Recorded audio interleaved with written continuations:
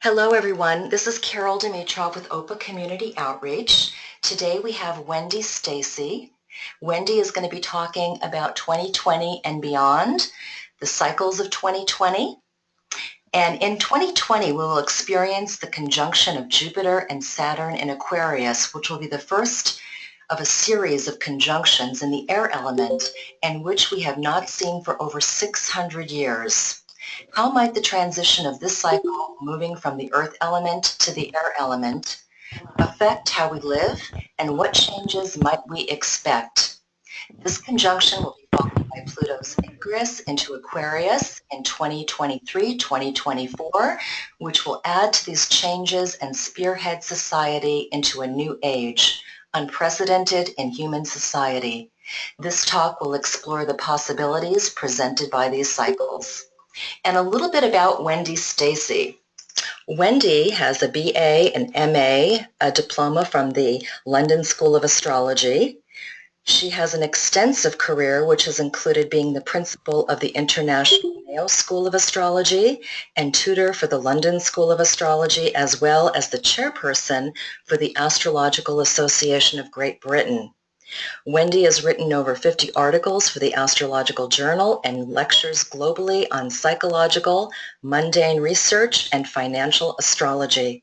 She is the author of Consulting with Astrology, A Quick Guide to Building Your Practice and Profile, and Uranus Square Pluto, New Perspectives on the Current Planetary Line Up in Mundane Astrology. Wendy is also a property developer, lecturer in sociology, and in her final year of her PhD in sociology, which I think she might have even completed, which explores the medicalization of childbirth and changing birth patterns. And you can find out more about Wendy on her website at wendystacey.com. And Wendy, we really appreciate you being here today and sharing your vast knowledge with us on astrology. And with that, I'm going to mute myself and let you take over. Oh, thank you very much, Carol. That was really lovely. Thank you. And thanks for having me. And thank you, everyone. There's a few familiar faces I see there. So hello, especially the Mayo. There's a couple of Mayo students on there. I can see Liz Hargreaves on there. And hi, Georgia. So yeah, lovely to do this talk. It is a rather unusual talk. It's a sort of preliminary research, really. I am hoping to get a book on the subject out by the end of the year. So it's sort of early in its research, but it's just such a fascinating subject, and it's quite a big deal, I think. So it's a bit of I call it sort of a scary lecture, really, because there's so many changes that we can sort of expect. But I'll try and go through it as slowly as I can, and I don't mind being interrupted, so if you can unmute yourself, please do so, ask any questions, not a problem. So yes, we haven't seen the Jupiter-Saturn conjunction in air for 600 years, so it's quite a big deal. I just want to quickly talk about the Jupiter-Saturn conjunction. So we know that they happen every 20 years, but there is a much larger cycle with Jupiter-Saturn, and that is that their conjunctions work through the elements. So basically we are just coming to the end of a 200-year cycle with the Jupiter-Saturn conjunctions occurring in Earth, and they're about to enter the air element, which the last time this happened was 800 years ago. So quite a long time, and we live in quite different times now. We, particularly with technological advancements. So we're quite a different society. So Jupiter-Saturn, when they come together by conjunction, they do talk about things that are social, the social structures we have, our politics, which we can see in a massive disarray around the planet. It talks about the economy, which is shifting, of course, one could say from west to east. Some could say that the economy is sort of moving in different ways. We haven't seen it before. It also talks about national identity, this Jupiter-Saturn conjunction, which I think, you know, we can see sort of, particularly with Europe, perhaps even the US to a certain extent, struggling with the identity of the nation, and that's probably a consequence of globalization. Everyone's sort of trying to draw the lines around their countries and nations, really. So the Jupiter and Saturn are in astrology considered the rulers of the ages, the great chronicators. And they do spend up to about 200 to 240 years in each element. So what we have is the Great Mutation, which can take up to 960 years, when we see the cycle, once it's gone through all the elements, come back again and start its new cycle through the elements again. So like I said, we've just finished the Earth cycle, and we are just about to enter the air one. Charles Harvey noted that the Jupiter-Saturn cycle can be considered the ground base of human development, which maps the interaction between the perception of ideas, potentialities, possibilities, and their manifestation in the concrete world.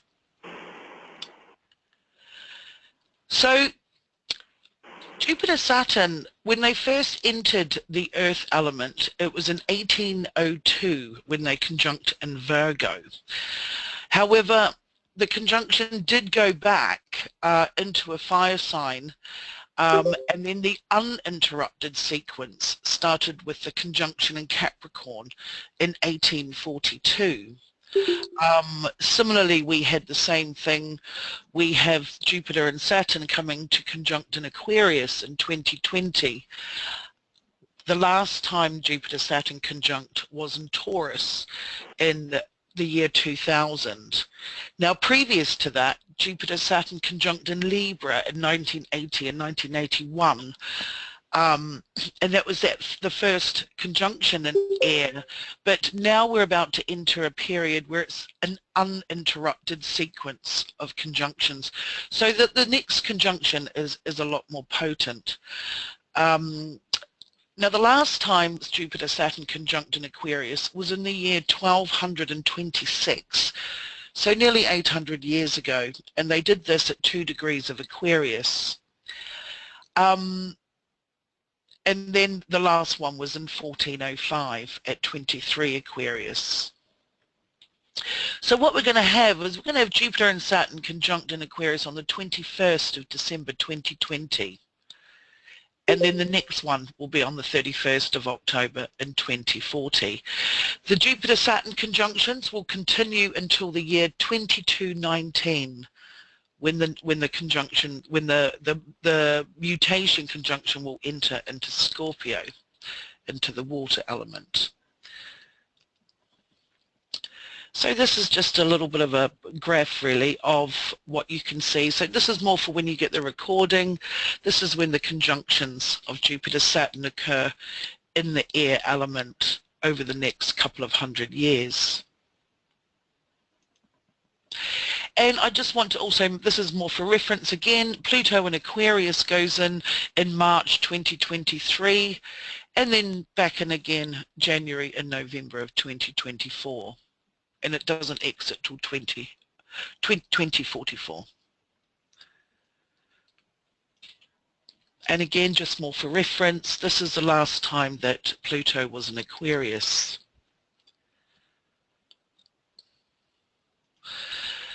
So I just want to really start this lecture, now that we've just got through the facts and figures really of the cycle, on what this means, what the Jupiter and Saturn cycle actually means.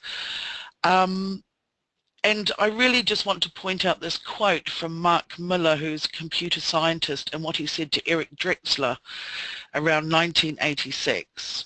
And he said, you know, things are going to be really different.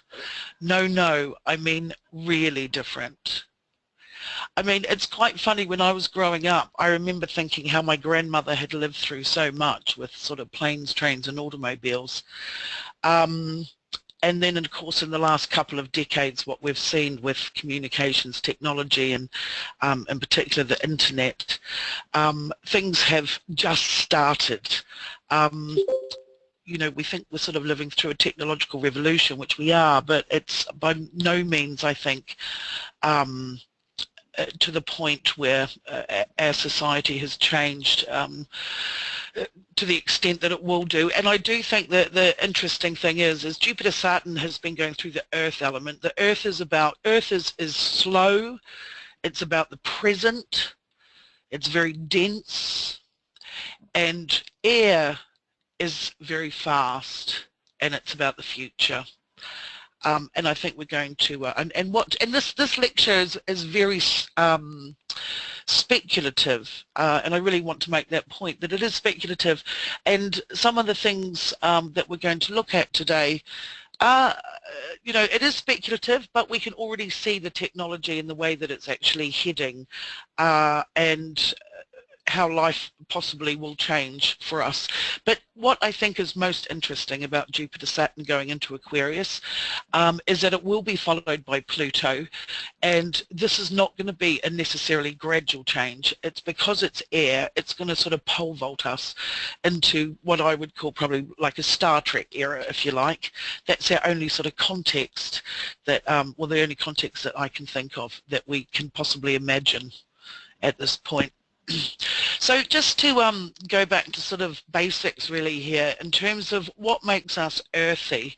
So we've had Jupiter Saturn go make conjunctions since 1842, and that was also followed the Pluto and Capricorn era of the sort of mid to late 18th century, I should say. Which sort of started the whole wheels of capitalism in the sense that we had mass production, the invention of the sort of spinning jenny, which abled mass production, things like that. Later came other things. It was, you know, steam trains, all that sort of thing.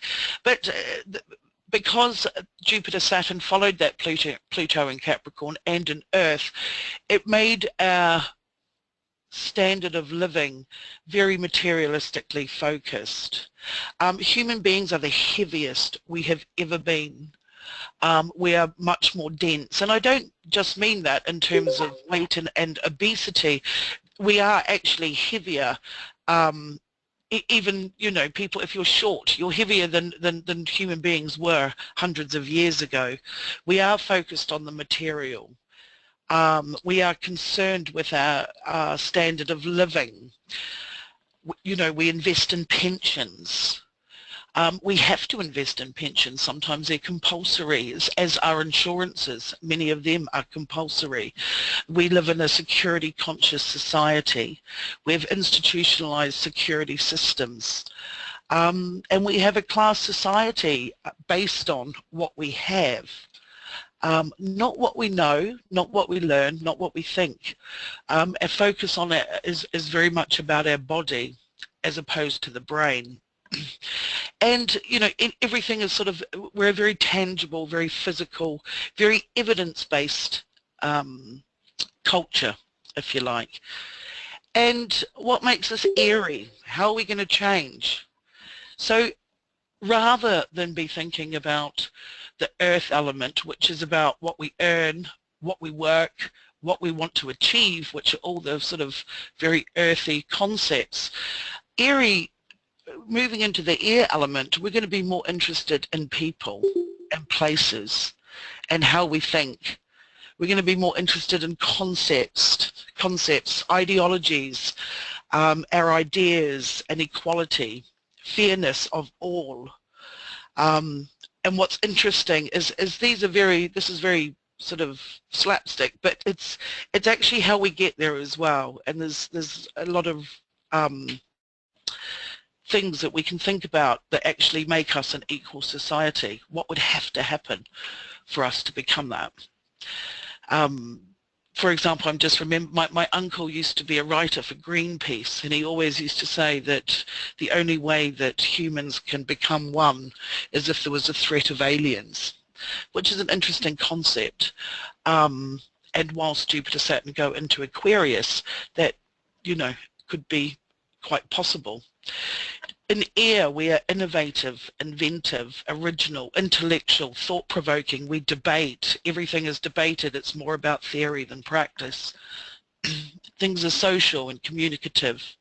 But, you know, Aquarius is also detached, unemotional, and desensitized. And we can already see a lot of information out there about AI, artificial intelligence. There's movies coming out. If you want to keep up with everything, movies is a fabulous way of grasping the interest and of society. When you've got movies out there like Arrival, and things like that. Even movies like Concussed sort of was very interesting to me. For those of you who have seen the movie Concussed, the Will Smith movie, it's a true story about a doctor in Nigeria who fought for decades to assist people in the, I can't remember what your football association is over there. So it's, but basically pointing out how contact sports have an incredible impact on the brain and cause a huge variation of disorders, mental disabilities, and so this is an example of that coming into the consciousness of our society right now. And even though it was originally about American football, this actually now extends to sports like boxing, rugby, you know, any contact sports. So the brain or the mental is becoming much more of a focus than the body and the physical. So things are about, you know, the future. Air is about the future, and it can be very idealistic. And Aquarius is very idealistic in itself, and not just all air, but Aquarius is the most idealistic of all signs. So we're going to see a lot of focus in that area as well. So I just want to run through some of this here of what may be of focus on a personal level. And you might think I'm a little bit barking mad really, but if you can hear me out, and I'll tell you why I think what I do when sort of towards the end of this talk. So the shift from the physical to the mental and how every area of life we know it will transform. I mean, when you think about our daily life now, I mean, our actual sleeping habits and our eating habits are very much revolved around work and have been since the Industrial Revolution and the introduction of capitalism. We never ate 3 meals a day before. We do now because of our working habits. This is all very much part of that earth element that Jupiter and Saturn have been traveling through for the last couple of 100 years. The same with our sleep. We have very sort of regimented or very habitual sleep patterns. And I think this is going to change. I think if there was a way that you would only need 2 or 3 hours sleep, would you take it? If you didn't have to have 3 meals a day, would you change? So it's our work and our health. Our health at the moment, I mean, there is so much emphasis at the moment you can see building up on mental disorders and disabilities and our understanding of mental health in general. I come from New Zealand, and so I'm very much in tune with the news that's going on, and they've pretty much put the country into a state of emergency in terms of the mental health crisis. And here in the UK, we're about to have an election. Mental health issues, awareness of mental health is a very big campaign factor because it's so big at the moment, and because our awareness of it, things like dementia, Alzheimer's, schizophrenia, and even depression, anxiety disorders, all these things are very much about us moving into air, but they're also a consequence perhaps of the Uranus-Pluto generation of the 60s, Uranus-Pluto in Virgo. It's a very anxious sign. I'm of that generation. It's an anxious generation. And then you've got the next generation, which will talk about these a bit later, of the Saturn, Uranus and Neptune in Capricorn that were born between 1988 and 1993, which will also, again, it's Capricorn, ruled by Saturn, so again, anxiety. So these disorders are going to become, they're going to increase, and our awareness of them is going to be increased as well. So our health, when we move into the air element, like when we had it in the earth, particularly with Uranus, Pluto and Virgo, we saw a massive, you know, when you think of Virgo, it rules the bowels, it rules the digestive system, it rules habitual things, it rules a striving for perfection. And we saw, eating disorders have been around forever, but there was an increase in awareness of them. There's an increase in awareness of things like IBS, irritable bowel syndrome, things like obsessive compulsive disorders, all associated with that Uranus, Pluto in conjunction in Virgo. And we're yet to sort of learn what that Saturn, Uranus, Neptune and Capricorn in the late 80s, early 90s will bring into the health as well.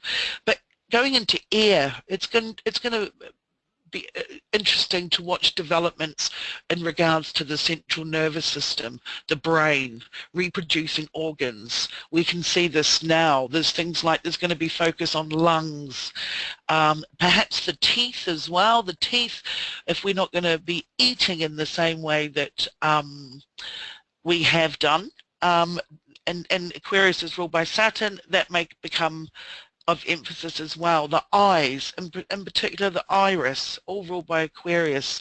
And things like paralysis, because we're coming out of that earth element, paralysis may be eliminated in some way, but I'll talk about why I think that in a minute. Our housing and our home, the architecture. When Pluto went into Capricorn, it was quite interesting because I do a lot of financial stuff with property and housing, but what I found fascinating with Pluto and Capricorn, particularly in the UK, you've got a lot more space than in the US, so we don't have so much here, but Pluto and Capricorn, people went into their basements, they started excavating into their basements, because we don't have basements like a lot of people in the US and Canada do. So we created them. Very Pluto and Capricorn concept. So we created another floor to the house because we don't have any space. So when we've got Jupiter, Saturn going into Aquarius and we have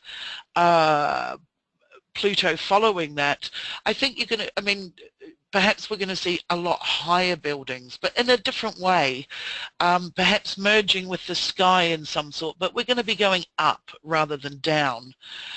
So that's going to be an interesting one to watch. So also how we live, oh, I don't want to do that, sorry. So how we live, disposable homes. You've already got homes, massive government initiatives here in the north of, well, southeast of England, north of London, where houses are made of hemp, which is a byproduct of marijuana, really. So, you know, and so it's sort of a disposable house, if you like. Pluto out of Capricorn coming into Aquarius, bricks and mortar are not going to be the way of the future. And where we live. You know, I can already see developments and, you know, that are coming in the next couple of years where people are living in sort of community developments where I think you have probably a lot more in the US, but we don't have them really here. So sort of new towns being formed with all the amenities and services, facilities to accommodate this communal living. And a communal living in terms of a whole lot of different, a lot of housing estates, but also people living in communities again. With air, neighbours are important, even though, you know, Mercury, from a modern astrology point of view, Aquarius is a higher octave of, you know, Mercury. So Mercury is disposited in Aquarius, it's exalted, it's comfortable there. So the neighbourhood, the community is going to be very important. And food, like I said, I don't know if we're going to be eating the same way that we do. I do want to talk about vegetarianism as well in this talk. I say later, but I realise there's only about half an hour, 40 minutes left. But there's, you know, with part of the Industrial Revolution, the one thing that sort of captured people from that point was sugar.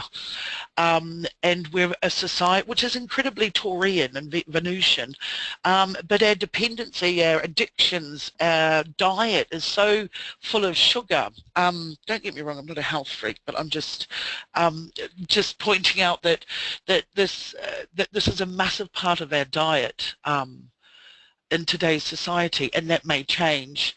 And also the way that we eat, like I said, the vegetarianism, a heavily meat diet. I was a vegetarian, I'm not now, but I don't know if many of you have noticed this increasing social awareness of vegetarianism. And if you ask people 10 years ago, in 20 years, most people might be vegetarian, they'd probably think you were mad, but actually that possibly will be the case. Aquarius is a very political sign, and it's a very equal sign, and the reason I think vegetarianism may increase is to do with what happened the last time Jupiter and Saturn went into Aquarius 800 years ago, which I will discuss in a sec. But this is just a picture which I remember from my own childhood that many of you may do. And I don't think it was here in the UK, but it certainly was in New Zealand and in America, and it was basically it's more just funny that how people used to just take pills for meals instead of actually eating. So what will become a focus on a social level, I'm just going to sort of whip, oh no, didn't want to do that, on a social level. So more, it's going to be about others rather than things. One people, one world. One world order, which might be a little bit of a concern given who's leading the planet at the moment. But one world, one people, one world, one love. I mean, interesting, Bob Marley had an unaspected sun in Aquarius, and the one love concept is quite interesting. So, which I think is a really positive aspect of this Jupiter-Saturn in Aquarius. More emphasis on astronomy and astrology, it will be great for us. Technology, as we know, I mean, and we don't even use the technology, or it's not even sort of been put together in a commercial way or yet, but we have so many things we can do now, which it's developing at such a rate that we haven't we don't even imply it yet. We will catch up. How we communicate, interpretation, translation between language. I mean, we have the technology now. We can have Bluetooth. We have Google Translate. We know we have that. We have on our iPhones, we have videos that can translate videos, pictures, and all that sort of thing. And I think that language is not going to be a barrier anymore. I think we'll be able to communicate with each other, which we can now. We just don't have it's just not available. We don't have access to it. You know, with it like a Bluetooth contraption where actually someone can speak to us and it can be translated into our ear. So I think that this the whole translation thing will develop, and where language will not be a problem. I also think it will be very interesting. The reason I was talking about vegetarianism is because I keep thinking, what is it that would make the majority of the population go towards vegetarianism? And I think it's about communicating with animals. And if you could, I mean, animals can actually, for those of you who have got pets, you know that probably that they understand us more than we understand them. But if there was a way we could actually communicate to animals, would we be able to eat them? And I think that will be one of the moral dilemmas. One of the moral dilemmas we'll face with Jupiter-Saturn going into Aquarius. And I want to play a video, if I've got time, about this particular aspect towards the end. Jupiter Saturn, constant stimulation. You know, you can already see it with children today. It's quite sad really when you go to a restaurant and there's families sitting there and kids are playing on iPads, iPhones, watching movies rather than having family discussions, but that's the way it is. So, and there's really no coming back from this. So relationships, personal, family, social networks, already we have friends, communities that we don't even see, they're virtual. And, you know, with globalization, families spread out. Children live on the other side of the world from their parents, and siblings, you know, similarly. So our whole family social network is changing. We know this.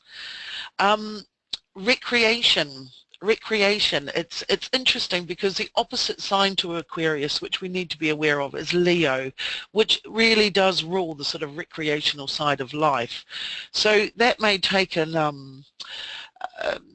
you know, that may be a focus over the next decade or so. We talked about architecture and learning what we learn. I mean, it's really interesting. My daughter is doing a master's in law at the moment, and she's doing it in a couple of the most of the modules. The biggest area of law at the moment is intellectual property rights, which is very much belongs to the Aquarian domain, protecting your ideas, your concepts, your inventions, and the other area, of course, is human rights. These are the two fastest growing areas in law, which is, I find, quite fascinating. And this is all to the build-up for this conjunction in 2020. And of course, it's going to be things like all things airborne, pandemics.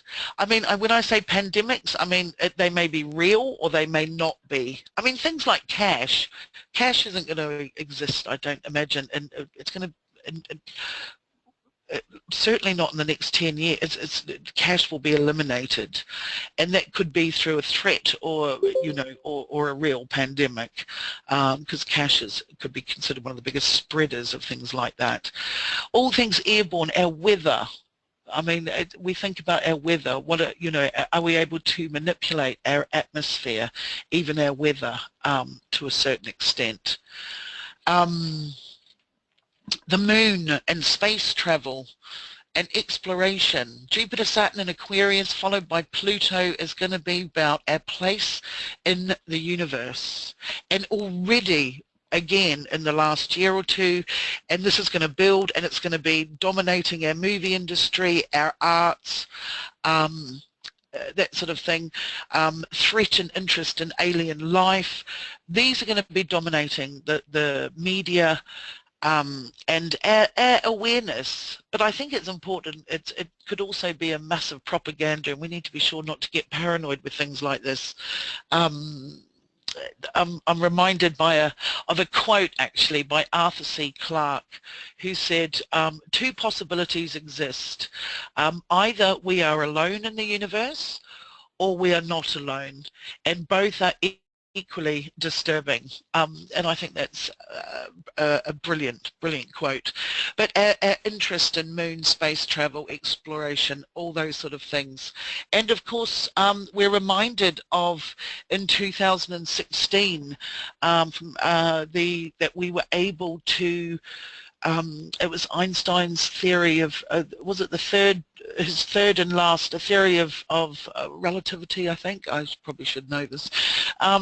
And because we were able to detect gravitational waves, we were able to understand black holes, which could possibly subsequently lead us to understand our existence, the existence of the planet and how we got here.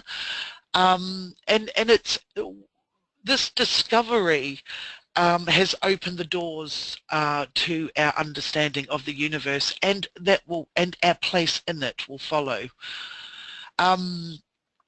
So also that will also feed into the global and earth barriers, and also how we travel around the world. People ask me, where should you buy land? Where should I buy property? And I would say anywhere remote that's beautiful, really. Because I think our forms of travel, just even around our planet, which will seem so much smaller in 10 years' time. This is a solar impulse, a plane that travelled from Hawaii to Japan purely by solar powered. So really interesting, and this is in July 2015, all building up to new forms of commuting around the world. And when I mean, you know, it will not be long before you can live in Sydney and commute to London for work. 2-hour Sydney-London flight on track for 2018. And this was in May last year, in the Telegraph here in the UK. 2 hours, Sydney to London. It's going to be an interesting one. This actually was, to be honest, the day after 9/11. I remember the newspaper stating that the rocket launch, which I believe was this, had just been confirmed that it could that this was working, and of course that was on the exact Saturn-Pluto opposition at 12 degrees Gemini Sag at the time. So I think this is the commercialization of that innovation, which was the 10th of September 2001. This private jet would get you to London to New York in 11 minutes. From New York to Sydney in half an hour. This is a Telegraph. It's a very reputable paper in Britain, but these are new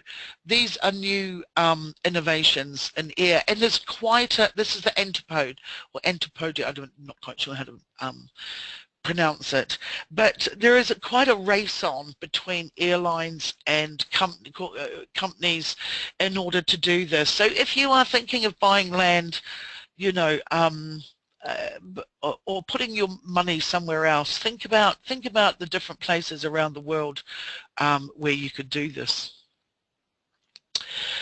And back to water.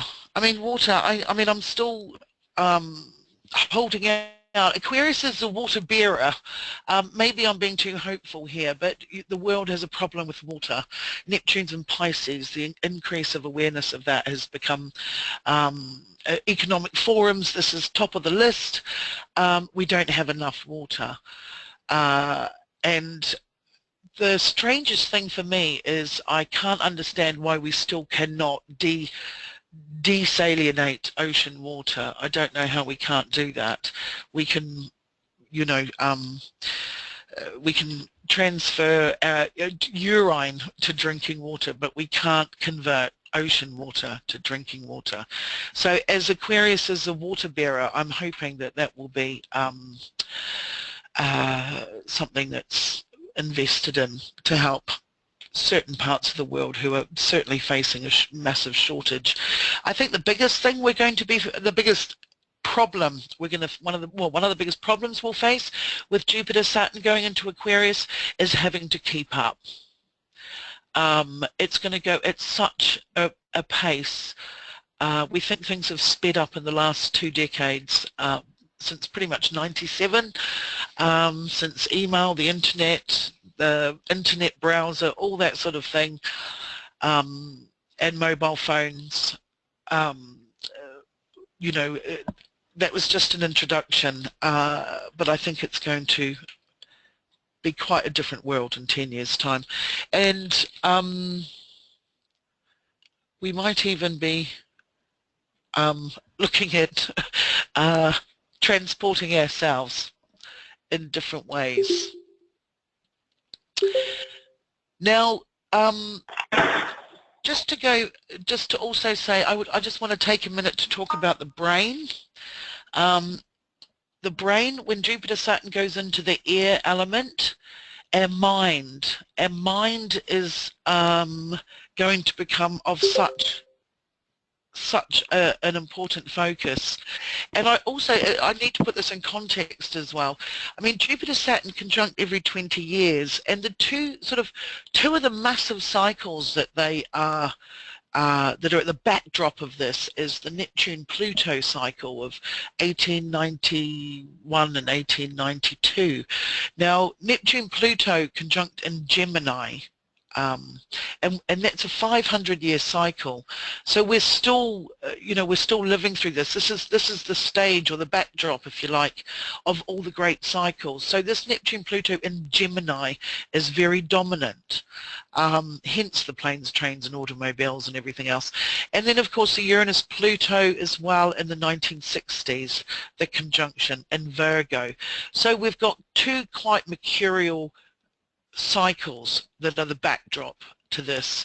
So as Jupiter-Saturn moves into air, this is going to add, if you like, to issues of the mind, and how our brain works, how we think and how we communicate.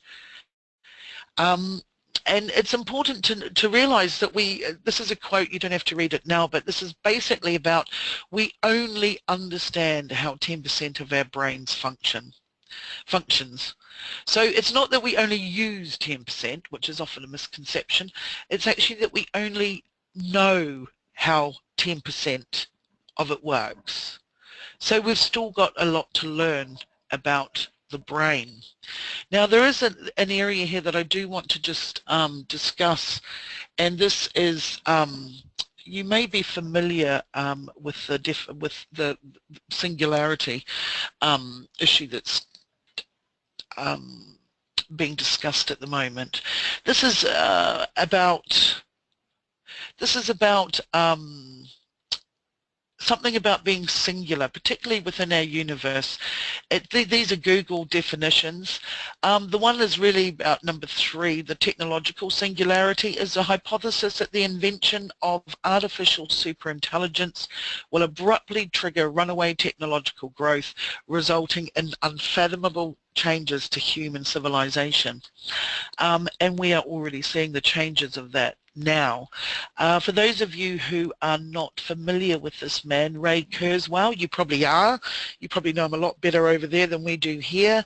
He was advisor to 3 presidents. He's been given 13 honorary doctorates from all Ivy League universities. He's a futurist, he's a scientist, and he's rather impressive in terms of what he thinks is going to happen in terms of technology. He thinks our life will change certainly within the next couple of years. And I think he's right in terms, but we're going to, every sort of theory he has very much ties in with astrological cycles. So he is worth reading. But what I find interesting about one of his theories is he thinks by late 2020s that we will be able to download the brain.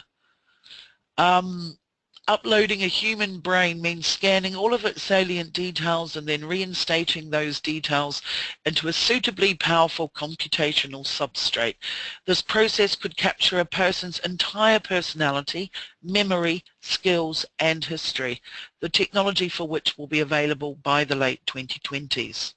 And that's in his book, The Singularity is Near. And I think, well, if you can download the brain, in my own mind, I think, well, if you can download, then maybe you can upload as well. And this is sort of the era that I think we're about to be pole vaulted into. Most of you hopefully will be familiar with this image from the Matrix. So my point is, yes, if he thinks that we are able to, he thinks we can download now. So I think it's a matter of time before we can upload as well. I want to just talk briefly about what happened before and when the Jupiter-Saturn conjunction happened. And the first one, as I stated before, was in 1226. And in 1226, what happened was, I want to just talk first about Saint Francis of Assisi, who many of you will be familiar with. He's probably one of the most revered religious people of our past, of our Western culture. He was Catholic, of course.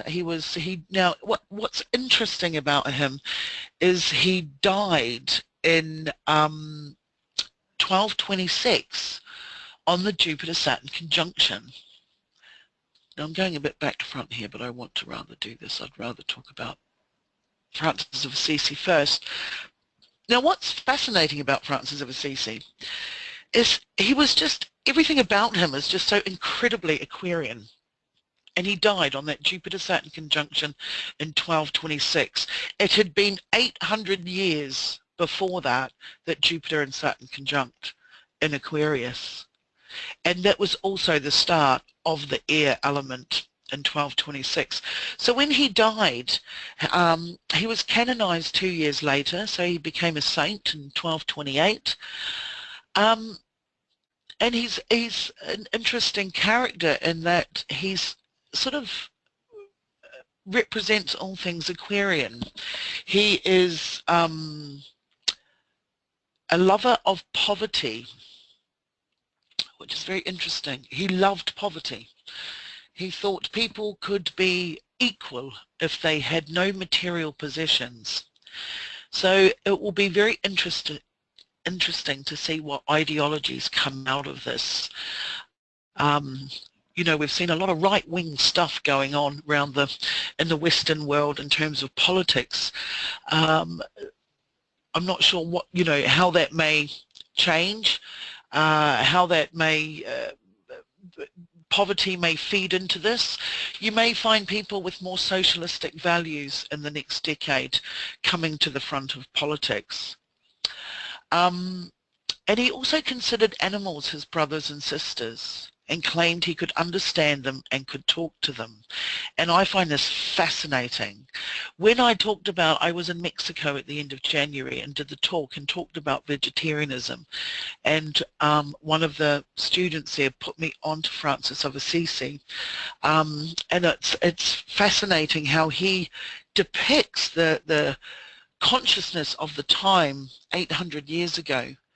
He cared for animals, humans, and nature. He even fought for equality between men and women. This is 800 years ago, and hence the group of the women of Assisi as well. He was for all things equal. It's interesting. He died of what originally was an eye disease. Again, very Aquarian. And I think, and if you see statues or paintings of Assisi, Francis of Assisi, then you will always see them with animals, and in particular birds. There are statues with him with birds, excuse me, statues with him of birds and pictures, and he used to talk to wolves, and so, you know, but Aquarius rules birds. So this is really interesting, and I find him very interesting in terms of how we might understand the changes and how we may change as a society. Interesting that today's Pope, Pope Francis, actually when he became Pope, which, oh my gosh, I think it was what, 2013 or something? I should know, sorry, I may be wrong there, but when he became Pope, he changed his name to Francis, and he changed his name to Francis in the name of Francis of Assisi, which is fascinating, and he did that because of his concern for those who had nothing. Very Aquarian concept. And also, there's the Assisi International Animal Institute, which I've found, which is really, again, very interesting. And I think that that may play a role in how we treat animals, how we understand them. I think this is all going to play a part in this. I do want to actually show you something on my screen. I may have to I just want to show you something. This is a, oh, sorry, let me just push pause. Hopefully you can see this. Carol, do tell me if you can't see this. I'm just, can you see I that can okay, see the Carol? screen. Yes, I can see the screen. Brilliant, okay. So you can see the YouTube thing, you can see this? Yes. Great. This is only going to be 2 minutes. I'm just going to pass you on. This Perfect. woman, this woman, her name is, what is her name? Anna, oh gosh, I'll guess in a minute. It looks like it's Anna Breitenbach. Is that? Breitenbach, yes, that's the one. Thank you. Yes. Now she does workshops for the institute for this Francis of Assisi Animal Institution, and I mean, she's very expensive, so I'm not recommending her in any way. Incredibly expensive, but this is the sort of thing that she does that I thought is really fascinating um, to watch. So I'm just going to go to the spot. It's only a couple of minutes long.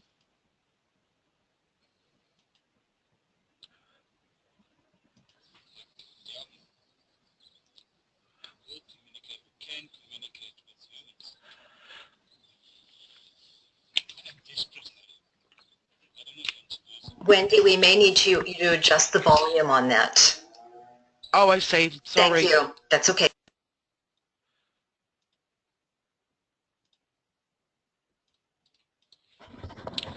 I'm going to move my mic up to it as well.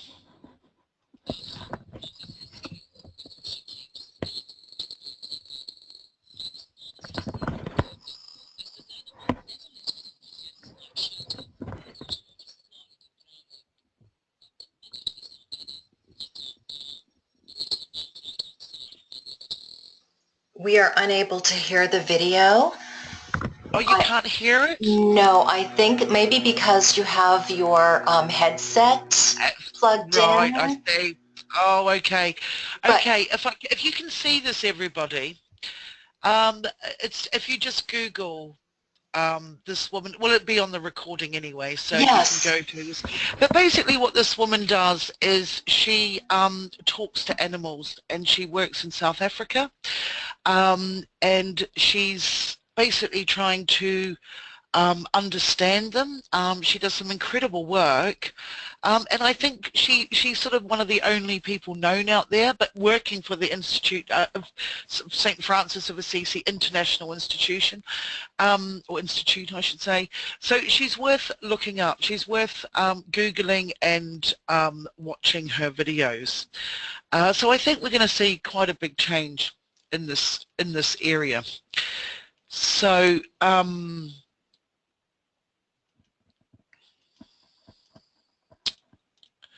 just going to, I want to go back, sorry, there's somebody else I want to just talk about, and that is Alfonso X. Now, he was born in 1221, and he till 1284, and he was the King of Castile. So he was very active during that sort of like the first part of that Jupiter-Saturn cycle in 1226. So it was more about the 1240s that he started doing his work. Now, what I think is really fascinating about this man is, well, apart from, well, he was an astrologer. He wrote several, he did a lot of work trying to translate Ptolemy. He was known as the astrologer.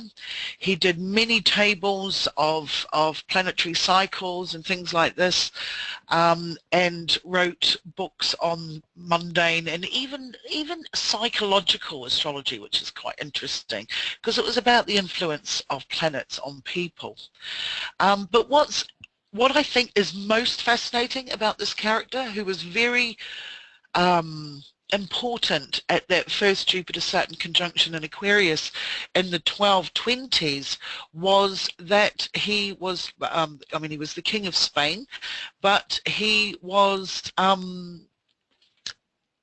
Castile.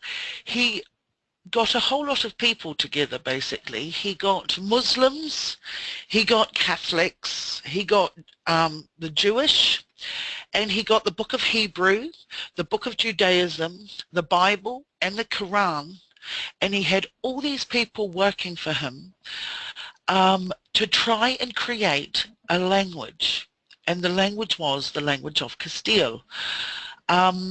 Which I think is incredibly Aquarian. I mean, this is one love, one people, one religion, one language. This is the Jupiter Saturn, and this is, you know, when it first did that, they were quite successful. What happened with this was that it was too highbrow. People could not understand it, which is even more interesting because Aquarius is the most intellectual, you know, in the most complicated way. So it's not surprising that the language was you know, couldn't be comprehended by the lay person. And so what happened is this language actually laid out the foundations for the beginning of the Spanish language. So what he did, his work actually was, you know, one of the creators of the Spanish language. So it's interesting, but I think that, well, and I hope that we will see this one people, one language with this conjunction of Jupiter, Saturn and Aquarius.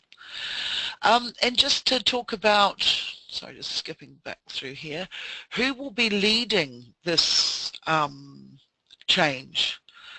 Like I said, we've got the Uranus-Pluto conjunction in, oops, what have I done here? Uranus-Pluto conjunction in Virgo in the mid-1960s, and we have the Capricorn generation 1988 to 1993, with generation had Saturn, Uranus or Neptune, either 3 or 2 of those planets in the sign of Capricorn during that time, which they're both Earth signs. So we are probably going to go in with a very practical, evidence-based attitude and approach to these technological innovations that are going to come through. So this is more, about interesting to watch about what will come of this. I'm just trying to see where my PowerPoint's gone. And I think it's also important to acknowledge that it is the shadow of Aquarius, that the shadow of Aquarius is Leo. And I just wanted to note this quote because it does the concern that I have too, also being a Leo, but is for the children.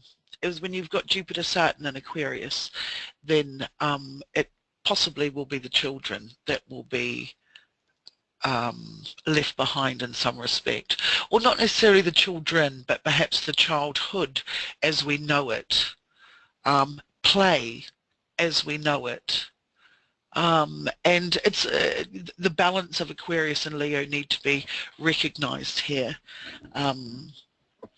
So I just wanted to add that. So I'm ready to, I'm really going to probably leave it at that and take questions if that's okay with you, Carol. Thank you, Wendy. Yes, that was so fascinating, and just, I think we all need to fasten our seatbelts coming up here. Yes, exactly, yeah. Yeah. We do have a couple of comments and questions. This is from Tim Robold, and he says we have a conjunction in water December 21st, 2159 in Scorpio. In what, sorry? In Scorpio, a conjunction in water. Of Jupiter, Saturn, when? And he said the conjunction in water is December 21st, 2159. December, is that that may be the first uninterrupted one. Okay. Is that the first uninterrupted one? So I can tell you right now. Yeah, the Jupiter, Saturn in water. Let me just tell you. And he just writes a conjunction in water December 21st, 2159 in Scorpio. Right, yes. Well, that may be it. I haven't got it in my book here, but that may be the uninterrupted one. But when you have a look at this, let's have a look here.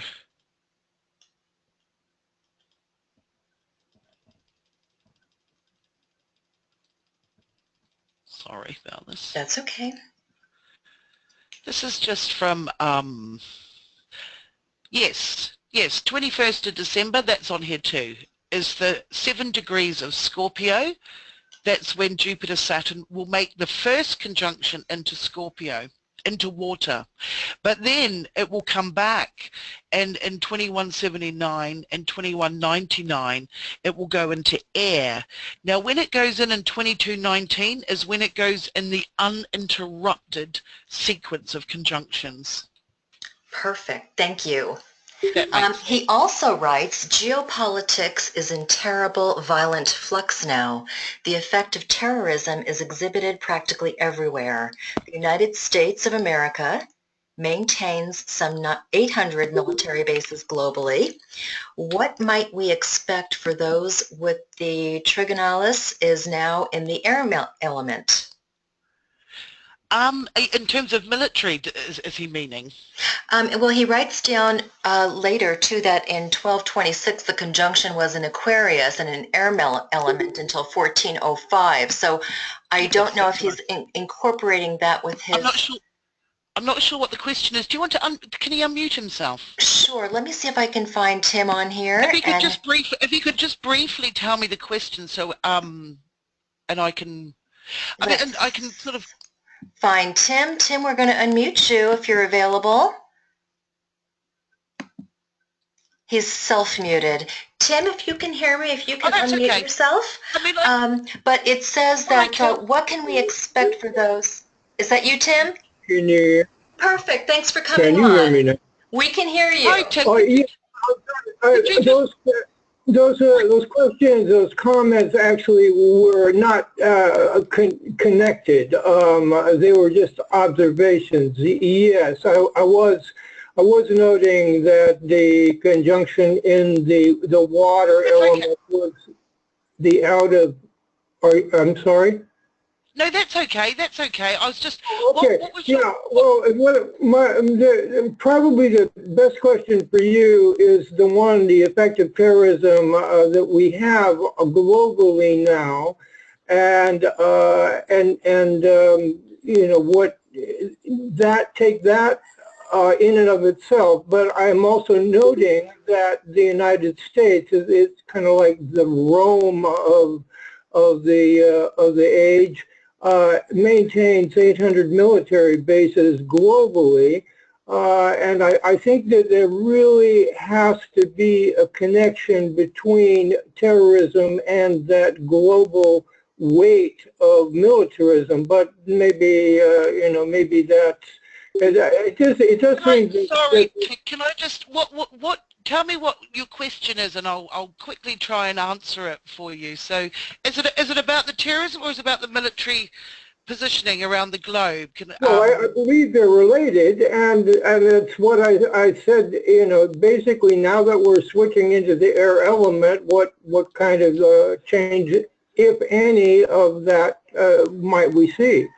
I don't think that you can disconnect the two. I tell you, well, my own thoughts on that really is I think that there's a really interesting shift, again, with earth to air. We know we very rarely have troops on the ground, tanks on the roads. What we're actually having is cyber warfare. We have things like Stuxnet, which is basically able to take down grids, which the UK have managed to succeed in Iraq. That's the threat, really. And I mean, we're looking at, chemical warfare, I guess, with Neptune and Pisces as well. But there's also, I think what concerns me most of all, military, I think also we're not going to really know. I'm as a mother of 2 late teenagers, my children and all their peers have had no idea that we've been at war since 2001. They don't know. They have no idea. And when you say, well, actually, in 2006, we're at war. No, we're not. It's like this whole conversation doesn't, this awareness, we're so sort of disconnected to what is going on. So I think that we're going to become even more disconnected. That will come through propaganda, things like that. But I'm more concerned about the air, the cyber and the air weaponry that we will be introducing on both sides. I don't have a, you know, I think there's terrorism on many levels. I think there's I think that if you went to the east, I think they'd think that we're terrorists. I think it's a difficult, awkward, horrible situation, and I think I'm not sure there's any way through this, but in Aquarius, I hope that we could perhaps resolve it a lot easier. Perhaps it is more peace orientated. And I also want to say, which I didn't say, what's quite interesting is that there is a Saturn-Pluto conjunction in January of 2020. This is a really big one, and it concerns me. I mean, it's the conjunction Saturn-Pluto. The last time Saturn-Pluto were opposite, was exactly opposite, was 9/11. I'm not saying that's going to happen in any shape or form, but it may create conditions in order for that peace and equality and freedom to be established. That's really what concerns me. And Lynn, hi Lynn. Lynn Bao has, who's French elections, I'm dying to see what's been going on there, but like she made the point, at the same time there'll be a square with Uranus and Taurus till 2026, and this is also really important. So it's quite a she's saying there could be an earth-air battle first, which absolutely, you know, there could be. There's going to be a standoff, Aquarius Taurus. I mean, it's going to be tough. Sorry, anyone else? Sorry, I'm on to Very good. Thank you for answering that question. Thank you so much. I want to thank you too, and just say, you know, I didn't expect you to unwind the mysteries of the universe here. I think you did an excellent job in fielding my question. No, that's fine. It's a big subject. It's a big subject. I mean, it's going to just, I think more than anything, the more I research this, the more I realize we can't even begin to imagine what actually is going to change. It's so beyond our scope right now. We're so limited. And, you know, when watching different things, I think our whole level of morality, you know, with this Jupiter, Saturn and Aquarius, the whole morality thing is really huge. And when I watched the movie Hidden Figures a couple of months ago, I was horrified to think that my own parents lived through that era, supported that ideology, and they did, and it was only a few decades ago, and our parents and grandparents and some here maybe have lived through that sort of discrimination, incredible inequality that's so raw today.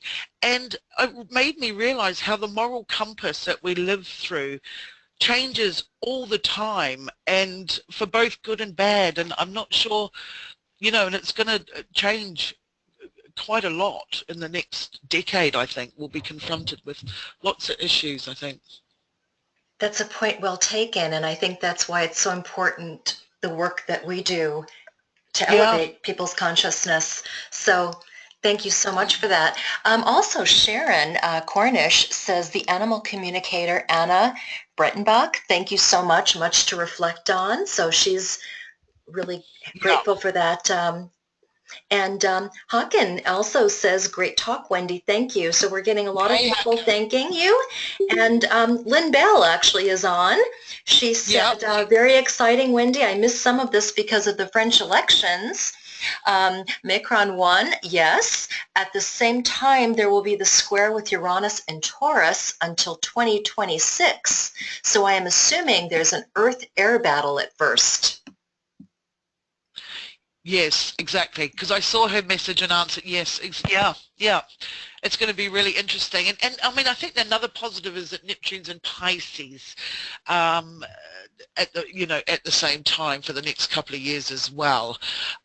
Uranus is not comfortable in Taurus. I think this is, you know, again, perhaps going to address four-legged creatures, arable farming, things like that. And the environment and ecology as well. How does sustainability, hopefully, with the Uranus and Taurus, hopefully that square will sort of work out a lot of those issues with the Jupiter, Saturn and Aquarius, perhaps. And Wendy, if you have time for one more question, Liz, I'm Yeah, going to go ahead and unmute you. Liz has a question she'd like to ask. Liz, are you sure. there? Hello, Liz. Hi. Hi, Hi. Wendy. Hi, Liz. How Hello. are you? Hello. Nice to talk to you. Yeah, same Thanks, here. thanks ever so much for the talk. It's been really interesting. Really enjoyed it. Yeah, I've just got a question about artificial intelligence. Yeah. It's already claiming many jobs, and I just wondered if you think the astrology suggests how this might pan out to society in the near term, whilst we adapt to Jupiter, Saturn leaping into air and Pluto moving into Aquarius. Yeah, well, I think it's going to, I mean, I think it could get out of hand on one level. I think it could. On one hand, on the technology side of it is amazing, and I think with that, like Lynn has said, that square to Uranus and Taurus, it'll be about commercializing it, that sort of thing. But in terms of employment, yeah, I think that we're going to be dependent, and communities are going to be more dependent on each other. It will take jobs. It already is taking jobs, and I mean, it has been increasingly, you know, technology has been doing that for 20 years, really. Yeah. And on such a huge level, like, you know, from manufacturing and industry, and I mean, anything. Retail is going. There will be, you know, be very little retail, all that sort of thing. But Yeah. I mean, you know, it is going to grow. I mean, it's going to be one of the massive challenges we have to face. Yeah. You know, everyone's going to want one. You know, we've already got it in our vacuum cleaners and our appliances, and in our cars, and you know, things like that. And you know, I think it's yeah, it's going to be an interesting time, but it's going to be a massive challenge, because yeah, it is going to take over our jobs. It is. Yeah. And it's going to be refining everything that's sort of imperfect in our sort of complicated and human way, you know. It's, the voice is going to be so voiced. It's going to be yeah, interesting. I mean, there's one thing that, you know, I mean, probably sort of a bit of a distraction, Liz, sorry, from your question, but it's all right. The great thing is in 2020, it will be at 0 degrees of Aquarius, which is raw. It's naive as well, but it's raw, but it's powerful. I mean, what I find fascinating is that Michelle Obama has her sun at 29 Capricorn and her Mars at 1 or 2 Aquarius, and that conjunction of hers is unaspected, which of course is one of my things, one of my loves, and she will be hopefully feed into this. She could be quite an interesting candidate for good change in 2020 or 2024. Fantastic. Oh, sorry, Lynn, yes, say something, please. Lynn's saying, can she say something? Oh, yes, let me open up her mic. There you go, Lynn. It's open. Thank you.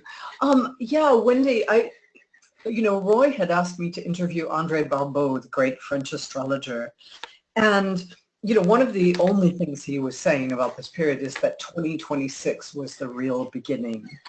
So, you know, it's interesting to hear you talk about the air trine, and then, you know, see what happens as Uranus enters air in 2026. So it seems to me like I loved everything you said. It was fascinating to hear you do that, you know, like to just reach out there. And it's not so easy to do either. And, you know, really well done. But this whole idea that there's a transitional period coming.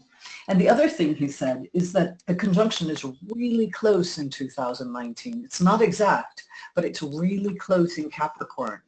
So it's almost as though it feels like there's 2 phases to this when I think about it. But anyway, I wanted to say that and see if you had any thing to ricochet back on that. Oops, I can't hear anybody else now.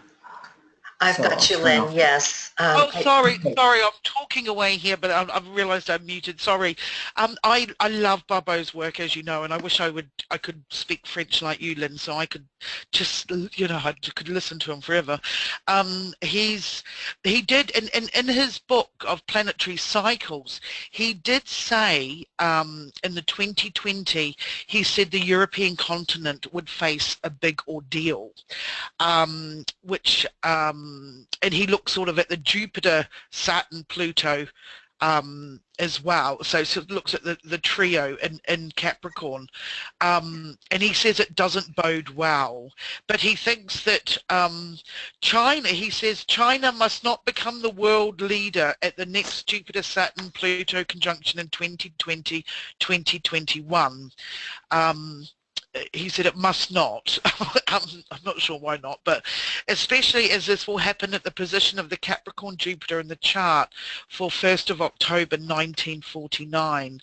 So he does think it's going to, the shift from Washington, he expects the shift from Washington to Peking will occur in 2032 with the Saturn-Uranus conjunction. That's what, but he thinks that Europe could be, and of course Europe is, you know, and probably here in the UK we haven't really done much to stop that from happening, really. Yeah, and I was mistaken. It's not 2019. It's early 2020 when things sort of, Jupiter doesn't quite go into Aquarius, but Saturn does, you know, so they have a little ride back and forth the sign boundary. Yeah. So maybe that's about the dismantling of things. Yes, it's Saturn Pluto. I think it's at 22 Capricorn, I think, in January 2020. I mean, I think that's going to be a massive, that's going to be, I think that will create the conditions. I don't know what you think, but yeah. Yes. That's what it looks like. Yes. Yeah, it does look like that, doesn't it? Yeah. Yeah. Because Saturn I think that Saturn retrogrades back into Capricorn in the summer of 2020, and then it's very close to Jupiter and Pluto. That's what I'm looking at. There's a retrograde back into Capricorn before Jupiter gets into Aquarius. So they get very close, those three, at a certain point. Yeah. So anyway. Yeah, no, it's a really interesting time, but I think, you know, I mean, when I was in Mexico, people were going, I don't want to live through this era. And I said, yeah, but if you'd asked people in 1995, if, you know, if you told them what it was going to be like in 2015, you know, they would have been shocked. But we have an incredible, we adapt very well. Often not by choice. Often not by choice. But good point, Wendy. Well, thank you very much, Wendy. This has been just, like I said, we have to fasten our seatbelts. There's been so much information and so much to look at with all of these different cycles, and you've really shed a light on, you know, some possibilities that we are really anxious to see what the future holds. And I'd like to also say that quite a few people have thanked you for this presentation, Denise and Mike T. and Liz, and thank you all for coming on. We've actually run quite a bit over, Wendy, and we hope we didn't take too much of your time today. We certainly appreciate your contribution to OPA and this fantastic presentation. And for everyone that is listening, I will be sending out this copy of this presentation later on today, so you'll get to review it as well. So thank you all so much for coming on. Wendy, did you have anything else that you wanted to say before we close? No, just to thank you to everyone, and like I do want to reiterate what I said at the start, and that this is speculative and in its early stages of research. So, you know, it needs a lot more work and thought. Well, it gave us a lot to think about, so thank you so much. You're welcome. Thank you. Thank you, everyone. Thank you, everyone. Bye-bye. Have a wonderful day. Bye.